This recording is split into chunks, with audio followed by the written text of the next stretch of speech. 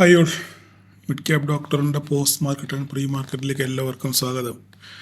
എനിക്കറിയാം നിങ്ങളിന്ന് ആവേശം കൊണ്ടിരിക്കുകയാണെന്നറിയാം. കാരണം അത്രയ്ക്ക് സൂപ്പർ ഒരു പ്രൈസ് ആക്ഷൻ അല്ലെങ്കിൽ ഒരു ചാർട്ട് പാറ്റേൺ അല്ലെങ്കിൽ ഒരു ഒരു ഒരു ട്രേഡിംഗ് സെറ്റപ്പ് നമ്മളിന്ന് പഠിച്ചു അല്ലേ. എങ്ങനെയാണ് ഒരു ട്രേഡ് എവിടെ നിന്ന് എൻട്രി എടുക്കാം, എവിടെ എക്സിറ്റ് ആകാം എന്ന് നമുക്ക് ഒരു സൂപ്പർ ഒരു എന്താ പറയുന്ന ഒരു എക്സ്പീരിയൻസ്, ചാർട്ടിനകത്തൊരു എക്സ്പീരിയൻസ് ലൈവ് മാർക്കറ്റിൽ നമുക്കിത് പഠിക്കാൻ പറ്റി അല്ലേ. അപ്പം അതിന് പിന്നിലെ സംഭവം നമുക്ക് ഇന്നത്തെ ദിവസത്തിലൂടെ നമുക്കൊന്ന് പോവാം. നമുക്കിന്ന് മാർക്കറ്റ് 120 പോയിൻ്റ് ഗ്യാപ്പ് ഡൗൺ ആയിരുന്നു. പക്ഷേങ്കിൽ ഞാൻ പ്രതീക്ഷിച്ചത് 120 പോയിൻ്റ് ഗ്യാപ്പ് ഡൗൺ വന്നു കഴിഞ്ഞാൽ അവിടുന്ന് മാർക്കറ്റ് കുറച്ചൊന്ന് മുകളിലോട്ട് പോയിട്ടേ തിരിച്ച് താഴോട്ട് വരത്തുള്ളൂ. 935 എത്തിയതിന് ശേഷം താഴോട്ട് വരും എന്നാണ് വിചാരിച്ചത്. സാധാരണഗതിയിൽ അങ്ങനെയാണ് സംഭവിക്കാറുള്ളത്. പക്ഷേങ്കിൽ ഇത് ഓപ്പൺ ചെയ്തതിന് ശേഷം വീണ്ടും നേരെ തിരിച്ച് താഴോട്ട് പോകുമായിരുന്നു. ആദ്യത്തെ ഒരു 5, 10, 15, 20, 25, 30, 35 ആദ്യത്തെ ഒരു 45 മിനിറ്റ് മാർക്കറ്റ് ഒരു വൺ വേ ഡൗൺഫോൾ ആയിരുന്നു അല്ലേ. ഒരു വൺ വേ ഡൗൺഫോൾ വന്നപ്പോൾ ഇവിടെ എത്തിയപ്പം ഈ വീഴ്ചയുടെ ഒരു സ്ട്രക്ചർ കണ്ടപ്പോൾ എങ്ങനെയാണ് ആ മൊമെൻറ്റിൽ ഞാനിങ്ങനെ ഒരു സംഭവം വരച്ചിട്ടു. നിങ്ങൾക്ക് സംശയം തോന്നും, ഞാനത് ഗ്രൂപ്പിൽ ഞാൻ ജസ്റ്റ് നിങ്ങളൊന്ന് കാണിക്കാം എങ്ങനെയാണ് നമ്മളത് ചെയ്തെന്നുള്ള കാര്യം. ഓക്കെ നോക്കിയേ, നമ്മൾ ഇവിടെ മാർക്കറ്റ് എത്തിയപ്പോഴാണ് ഞാൻ ഇങ്ങനൊരു സംഭവം വരച്ചത്. മാർക്കറ്റ് ഇങ്ങനൊരു ഒരു പാറ്റേൺ ക്രിയേറ്റ് ചെയ്യാനുള്ള സാധ്യത ഉണ്ട് എന്ന് പറഞ്ഞ് ഞാനിങ്ങനെ. അപ്പം പ്രതീക്ഷയല്ലേ എല്ലാം ഇങ്ങനെ ഒന്ന് വന്നാലോ പൊങ്കാലോ. കാരണം തെറ്റിപ്പോയ നമ്മൾ മലയാളികളല്ലേ, തനി സ്വഭാവം കാണിക്കുമെന്നുള്ള കാര്യത്തിൽ യാതൊരു സംശയമില്ല. നമ്മുടെ മലയാളികളുടെ പ്രത്യേക സ്വഭാവം എന്ന് വെച്ച് കഴിഞ്ഞാൽ 100 നല്ല കാര്യം ചെയ്താലും അതിൽ ഒരെണ്ണം തെറ്റിപ്പോയി കഴിഞ്ഞാൽ ഈ 99 ഉപകാരം ചെയ്തതും ഒറ്റ സെക്കൻഡ് കൊണ്ട് മറന്നു കളയും. അത് മലയാളികളുടെ മാത്രം ഒരു പ്രത്യേകത. അതുകൊണ്ട് എനിക്ക് സത്യം പറഞ്ഞാൽ കുറച്ച് പേടിയും കൂടുണ്ട്. ഇങ്ങനെയുള്ള കാര്യങ്ങൾ ഇടാനും പറയാനും ഒക്കെ കുറച്ച് പേടിയുണ്ട്. കാരണം നമ്മൾ ധൈര്യപൂർവ്വം മാർക്കറ്റിന് ശേഷം നമുക്ക് എന്ത് വേണേൽ വരച്ച് കാണിക്കാം അല്ലേ. മാർക്കറ്റിന് ശേഷം നമുക്ക് എന്ത് വേണേൽ കാണിക്കാം. പക്ഷേ ലൈവ് മാർക്കറ്റിൽ നമ്മളൊരു പാറ്റേൺ ചെയ്യുമ്പം അവിടെ ഞാൻ എപ്പോഴും പറയാറുണ്ട്, നമുക്കൊരു 70% മാത്രമേ ഉള്ളൂ പ്രോബബിലിറ്റി, അതിൻ്റെ വിന്നിങ് പ്രോബബിലിറ്റി. 30% നമ്മളെപ്പോഴും എന്ത് കാണണം, നമ്മളവിടെ ഒരു ഫെയിലിയർ ചാൻസ് കാണണം. അപ്പോൾ അതുകൊണ്ട് ഈ സ്ട്രക്ചർ ഇങ്ങനെ വന്നപ്പം എനിക്ക് എൻ്റെ ഒരു എക്സ്പീരിയൻസ് വെച്ചിട്ട് എനിക്ക് തോന്നിയ ഒരു പാറ്റേൺ ആണ് ഇങ്ങനെ വരാനുള്ള സാധ്യത ഉണ്ട് എന്നുള്ളത് കാര്യം. അത് ഇവിടെ മാർക്കറ്റിങ്ങിന് ഈ ഫോം ചെയ്യുന്നതിന് മുന്നേ നമ്മൾ വരച്ചത്, അത് ഞാൻ നിങ്ങളെ കാണിക്കാൻ വേണ്ടിയാണ് ഇങ്ങനെ ചെയ്തത്. അതിനുശേഷം നമ്മൾ നോക്കിക്കേ, അതിനുശേഷം മാർക്കറ്റ്. അപ്പം ഇത് എന്തിൻ്റെ ബേസിലാണ് ഞാൻ പറഞ്ഞത്, അതുകൂടെ ഞാൻ പറയാം.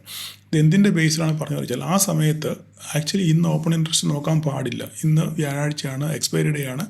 ഓപ്പൺ ഇൻട്രസ്റ്റ് എങ്ങോട്ട് വേണമെങ്കിലും ചരിക്കാൻ സാധിക്കും. പക്ഷേ ഇവിടെ നമ്മൾ നോക്കുമ്പം, ആ സമയത്ത് നമ്മൾ ഓപ്പൺ ഇൻട്രസ്റ്റ് നോക്കുമ്പം ഇവിടെ 25,900 ഭയങ്കര കോൾ റേറ്റിംഗ് അല്ലേ. 25,800 ഭയങ്കര കോൾ റേറ്റിംഗ് ഉണ്ട്.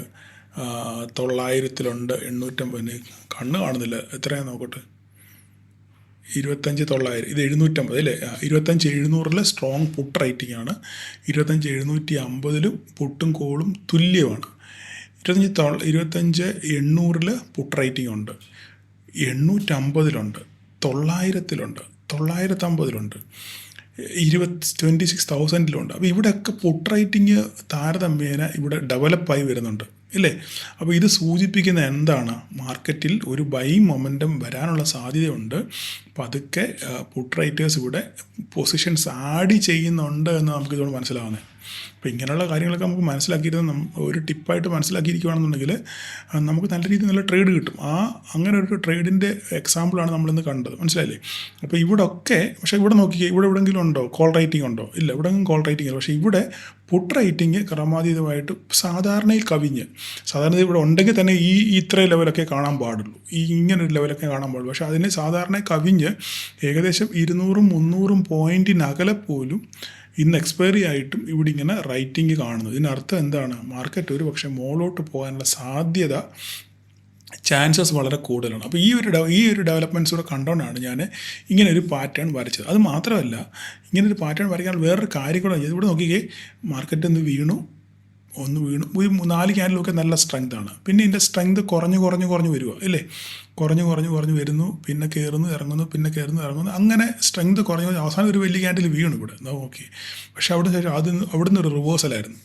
നിങ്ങൾ നോക്കിയാൽ മനസ്സിലാവും കേട്ടോ. ആ വീണപ്പോൾ തന്നെ അതുപോലെ തന്നെ ഉയർത്തെഴുന്നേറ്റ് ക്യാൻഡിൽ. അപ്പം അതിന് ശേഷം മാർക്കറ്റ് നോക്കിക്കേ എന്ത് അപ്പം ഞാൻ ഇങ്ങനെ വരച്ചിട്ടെങ്കിലും ഇവിടം വരെ എത്താനുള്ള സാധ്യത ഇവിടുന്ന് ഡയറക്റ്റ് പോകുമെന്ന് ഞാൻ ആദ്യം വിചാരിച്ചു. പക്ഷേ അങ്ങനെ വന്നില്ല, നമ്മൾ വരച്ച പോലെ തന്നെ. അപ്പോൾ നോക്കിക്കേ, അതിന് ശേഷം നമ്മുടെ പുട്ട് റൈറ്റിംഗ് നോക്കിക്കേ, പുട്ട് റൈറ്റിംഗ് പിന്നെ കൂടി വന്നു അല്ലേ. നേരത്തെ ഈ ഏരിയ മാത്രമേ ഉള്ളായിരുന്നു അല്ലേ. പിന്നെ കമോഡിറ്റിയുടെ പുട്ട് റൈറ്റിംഗ് കൂടാൻ തുടങ്ങി. ഇവിടുത്തെ ഈ 25,900 എന്ന് പറയുന്നത് നല്ല സ്ട്രോങ് റൈറ്റിംഗ് ആയി അല്ലേ, സ്ട്രോങ് റൈറ്റിംഗ് ആയി. അപ്പം ഇവിടെയൊക്കെ പുട്ട് റൈറ്റിംഗ് പിന്നെ കൂടി വരും. അതിനനുസരിച്ച് മാർക്കറ്റ് മുകളിലോട്ട് തന്നെ പോകാൻ സാധ്യത. ഞാൻ പറയാം, പഠിക്കുക മക്കളെ, ചത്ത് കിടന്ന് പഠിച്ചാലേ രക്ഷപ്പെടത്തുള്ളൂ എന്ന് പറഞ്ഞൊരു കാര്യം അതാണ്. അതിനുശേഷം മാർക്കറ്റ് നോക്കിക്കുക നല്ല രീതിയിൽ ഒരു 100-150 പോയിൻറ്റിൻ്റെ ഒരു നമുക്കൊരു ഗെയിൻ തന്നു. കറക്റ്റ് ഒരു വി ഷേപ്പ് റിക്കവറി. എവിടെയാണോ മാർക്കറ്റ് ഓപ്പൺ ചെയ്തത് അതേ പോയിന്റിൽ തന്നെ വന്ന് മാർക്കറ്റ് ക്ലോസ് ചെയ്തു. ഓക്കെ, അപ്പോൾ ഞാൻ ജസ്റ്റ് നിങ്ങളത് കാണിച്ചത് മാത്രമേ ഉള്ളൂ. അപ്പോൾ നമ്മൾ എങ്ങനെയാണ് ഒരു പ്രൊഡിക്ഷൻ നടത്തുന്നത് നമുക്ക് നിരന്തരമായി ചാർട്ടിലുള്ള ഒരു എക്സ്പീരിയൻസ്, ചാർട്ടിലെ ബാക്ക് ടെസ്റ്റ് ചെയ്ത് നോക്കുക, ചാർട്ടിൻ്റെ പാറ്റേൺസ് മനസ്സിലാക്കുക, അതിൻ്റെ ഒരു ക്യാൻഡിലിൻ്റെ ഫോർമേഷൻ മനസ്സിലാക്കുക. ഇതൊക്കെ മനസ്സിലാക്കുകയാണെങ്കിൽ നമുക്ക് പെട്ടെന്ന് തന്നെ എന്ത് ചെയ്യാൻ പറ്റും, ഒരു മൊമെൻറ്റം നമുക്ക് ക്യാപ്ചർ ചെയ്യാൻ പറ്റും. ഓക്കെ, അപ്പം അങ്ങനെ വന്നു. ഇതിന് ശേഷം ഈ എവിടെയാണോ മാർക്കറ്റ് ഓപ്പൺ ചെയ്ത്, ഈ ഡോട്ടഡ് ലൈനാണ് ഓപ്പണിങ്. ഓക്കെ, എവിടെയാണോ മാർക്കറ്റ് ഓപ്പൺ ചെയ്തത് അവിടുന്ന് മാർക്കറ്റ് ആ പോയിന്റ് തന്നെ തിരിച്ചെത്തി. അതോടുകൂടി എൻ്റെ ട്രേഡ് അവസാനിച്ചു. ഞാൻ എപ്പോഴും പറഞ്ഞിട്ടുണ്ട്, നമുക്ക് എവിടെ ഒരു എൻട്രി ഉണ്ട്, ഒരു എക്സിറ്റ് ഉണ്ട് ഇല്ലേ. അപ്പോൾ നമുക്ക് എവിടെയാണ് ഒരു എൻട്രി ഓപ്പർച്യൂണിറ്റി കിട്ടിയത്, ഓക്കെ, ആ എൻട്രി ഓപ്പർച്യൂണിറ്റി മുതൽ നമുക്കൊരു ടാർഗറ്റ് ഉണ്ട്. ആ ടാർഗറ്റ് എവിടെയാണ്, ഈ ഓപ്പണിംഗ് റേഞ്ചാണ്. അവിടം വരെ എത്തിയപ്പോഴത്തേക്കും നമ്മളവിടെ ഇറങ്ങുന്നുള്ളൂ. അതിന് ശേഷം നമുക്കില്ല. പിന്നെ ബാക്കി മാർക്കറ്റ് പിന്നെ 2-3 ക്യാൻഡിൽ മേലോട്ട് പോയി. നമുക്കത് നമ്മുടെ സബ്ജക്റ്റ് അല്ലത്. ഓക്കെ, നമ്മുടെ നിഘണ്ടുവിൽ ആ സംഭവം ഇല്ല. നമുക്ക് ഇവിടം വരെ ഉള്ളൂ. നമുക്ക് ഇവിടെ നോക്കിക്കഴിഞ്ഞാലോ, ഈ ക്യാൻഡിലിന് ഇത് ഞാൻ പഠിപ്പിച്ചിട്ടില്ല നിങ്ങളെ, പക്ഷേങ്കിൽ അറിയാവുന്നവർക്ക് ഇതെന്താണ്, ഒരു മോർണിംഗ് സ്റ്റാറാണ് ഇല്ലേ. ഒരു മോർണിംഗ് സ്റ്റാർ, ഒരു ബെയറിഷ് ക്യാൻഡിൽ വീണു, അതിനുശേഷം ഒരു ഡോജി വന്നു, ഒരു ഗ്രീൻ ഡോജി വന്നു, അതിനുശേഷം ഒരു ഗ്രീൻ ക്യാൻഡിൽ. ഇതൊരു മോർണിംഗ് സ്റ്റാറായിട്ട് നമുക്ക് കണക്കൂട്ടാം. അതിന് മോർണിംഗ് സ്റ്റാർ അർത്ഥം എന്താണ്, അവിടെ നിന്നൊരു ബുള്ളിഷ് സെറ്റപ്പ്, ഒരു ബുള്ളിഷ് ട്രെൻഡ് റിവേഴ്സൽ, അതാണ് ഉദ്ദേശിക്കുന്നത്. അപ്പം ഇവിടുന്ന് ഒരു ബുള്ളിഷ് സെറ്റപ്പ് ഉണ്ട് എന്നുള്ളൊരു ഇൻഡിക്കേഷനായിരുന്നു ഈ മോർണിംഗ് സ്റ്റാർ. ഞാൻ അതിനൊരു ക്ലാസ് എടുക്കാം, മോർണിംഗ് സ്റ്റാറിന് വേണ്ടി ഒരു വീഡിയോ ഞാൻ ചെയ്യാം. അപ്പം നമുക്ക് കൃത്യമായിട്ടൊരു എൻട്രി പോയിന്റ് കിട്ടിയോ, മോർണിംഗ് സ്റ്റാറോ അല്ലെങ്കിൽ ഇവിടുന്ന് മാർക്കറ്റ് റിവേഴ്സലിനുള്ള സാധ്യത, അല്ലെങ്കിൽ ഈ ക്യാൻഡിൽ നോക്കി എവിടെ നമുക്കൊരു എൻട്രി കിട്ടി. എൻട്രിക്ക് ശേഷം നമ്മൾ നല്ല രീതിയിൽ നമുക്കൊരു പ്രോഫിറ്റ് ബുക്ക് ചെയ്തു. ഇവിടുന്ന് ഏകദേശം എത്ര പോയിന്റ് പോയി, 728, 100, ഒരു 150 പോയിൻറ്റോളം നമുക്ക് ഇവിടെ ഗെയിൻ ചെയ്യാൻ പറ്റി. എത്ര പേർക്ക് ഗെയിൻ ചെയ്യാൻ പറ്റില്ല. ഇവിടെ ഓരോ ലെവലുകളുണ്ടായിരുന്നു. ഇവിടെ കയറിയവർക്ക് ഇവിടെ ന്യായം, ഇവിടെ ന്യായം, അല്ലെങ്കിൽ ഇവിടെ ന്യായം പിന്നെ ഉണ്ടായിരുന്നു. പക്ഷേ അത് നമ്മുടെ ന്യായത്തിലുള്ളതല്ല. ഓക്കെ, അപ്പോൾ കൃത്യമായി നമുക്ക് അതിനുശേഷം മാർക്കറ്റ് ഒരു ചാനലിനകത്ത് കൂടെ ആടി കളിച്ചു. ഞാനപ്പോൾ ഈ വരച്ചിട്ടു. അതിനുശേഷം ഇത് ബ്രേക്ക് ചെയ്ത് നേരെ താഴോട്ട് പോയിരുന്നു. ഓക്കെ, ഇതൊന്നും നമ്മുടെ ഡിക്ഷണറി നമുക്ക് ഇവിടെ വരെ ഉള്ളൂ. ഇവിടുന്ന് ട്രേഡ് കയറി നമുക്ക് ഇവിടെ ഇറങ്ങി, ഇത്രേ ഉള്ളൂ. ഇതിന് ശേഷം നമുക്കുള്ളതില്ല. അതുകൊണ്ട് ഞാൻ പ്രത്യേകം പറഞ്ഞു, കിട്ടിയത് കളയല്ലേ, നോക്കിയിരിക്കുക മാത്രമേ ചെയ്യാമെന്ന് പറഞ്ഞ കാര്യം. അപ്പോൾ ഇനി നാളെ എന്താണ് സംഭവിക്കുന്നത്, ഇനി എന്താണ് സംഭവിക്കുന്നുള്ളതാണ് ചോദ്യം. നാളെ സംഭവിക്കുന്നത്, ഇന്ന് ഞാൻ നിങ്ങളോട് പ്രത്യേകം പറഞ്ഞിരുന്നു, നിങ്ങൾ ട്രേഡ് ചെയ്യുന്നവർ ഹെവി വെയിറ്റേജ് സ്റ്റോക്കിനെ കൂടെ നോക്കണം എന്ന് പറഞ്ഞു. റിലയൻസ് മാത്രമാണ് ഇന്ന് പൊട്ടി നിന്നത്. പൊട്ടിയെന്ന് വെച്ചാൽ ഒരു നെഗറ്റീവിസം കാണിച്ചത് റിലയൻസ് മാത്രമായിരുന്നു ഇല്ലേ. റിലയൻസ് മാത്രമല്ല, 13 പോയിൻറ്റ് റിലയൻസ് ഉണ്ട്. പക്ഷേ HDFCയും ICICI ഇച്ചിരി നെഗറ്റീവായിരുന്നു. അതിൻ്റെ ഒരു സംഭവമാണ് കണ്ടത്. പക്ഷേ HDFC നല്ല സ്ട്രോങ് ആയിട്ട് നിന്നു, 1000 വരെ പോയായിരുന്നു. അപ്പം അതുപോലെ ആക്സിസ് ബാങ്കും SBI നല്ലപോലെ സപ്പോർട്ട് ചെയ്തു. അപ്പോൾ ഇവരെല്ലാം കൂടെ സപ്പോർട്ട് ചെയ്തുകൊണ്ടാണ് ഇത്രയെങ്കിലും പൊട്ടാതെ പിടിച്ചു നിന്നത്. അതേസമയം ബാങ്ക് നിഫ്റ്റി ആണെന്നുണ്ടെങ്കിൽ ഫ്ലാറ്റ് നോക്കിക്കേ, 16 പോയിൻറ്റ് മാത്രമേ ഉള്ളൂ പോസിറ്റീവ്.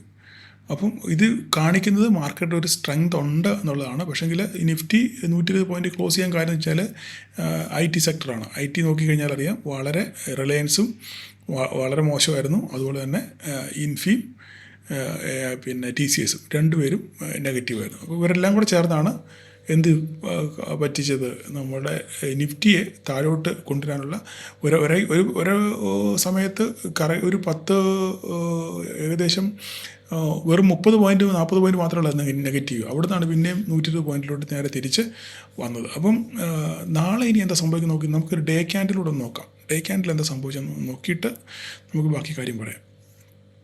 ഡേ ക്യാൻഡിൽ നോക്കുവാണെങ്കിൽ ഞാൻ നമ്മുടെ ക്യാപ്ഷനിൽ പറഞ്ഞ പോലെ തന്നെ ഒരു ഡോജിയാണ് ഉണ്ടായിരിക്കുന്നത്, ഇല്ലേ? ഒരു ഡോജി ക്യാൻഡിലാണ് ഉണ്ടായിരിക്കുന്നത്. അപ്പം ഇവിടെ ഇനി എന്താ സംഭവിക്കുന്നത്? നമുക്കിവിടെ ഒരു സപ്പോർട്ടുണ്ട്, 25,645 എന്ന് പറഞ്ഞൊരു സപ്പോർട്ടുണ്ട്.